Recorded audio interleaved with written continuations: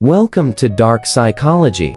In today's program, we will take you to explore faith and obsession and see how religion or cult groups control the minds of believers. To begin our journey, let's go back to the United States in the 1970s and remember a name, People's Temple.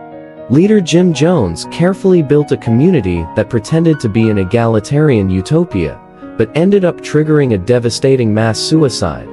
Why are more than 1,000 people willing to sacrifice their lives for this leader? The main method used by this group is brainwashing, which is used to shape the thinking, values, and behavior of believers. By changing language, limiting information, creating fear and guilt, erecting idols, and threatening dissidents, Jones made members of his group do what he said. Let's take a look at the modern Korean Sera cult.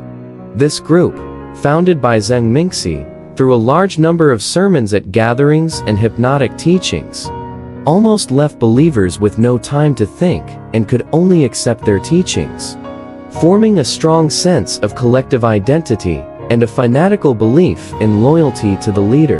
Brainwashing techniques are not limited to cults.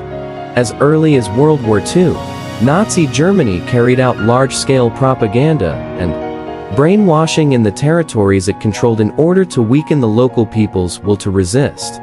They changed people's perceptions and behaviors by controlling education, news media, and cultural events. Today, we are talking about online extremism, vicious ideological bomb. They are like an invisible cult, and those who come into contact unknowingly begin to accept their worldview and become radical and militant. This kind of brainwashing is even more destructive because they control the entire digital world. In today's digital age, online extremism has become a new cancer. These radicals seem to be invisible cults, invisibly influencing unspecified groups of people, making them unknowingly accept their distorted worldview and become more radical and militant. This form of brainwashing can be more subtle, but extremely damaging because it lurks in the vast and uncontrollable world of digital networks.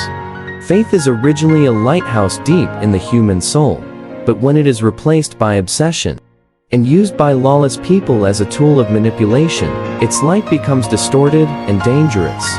Today's program of Dark Psychology hopes to open up a profound reflection on faith and brainwashing phenomena for each of us, so that we can stay clear and alert on the edge of light and darkness.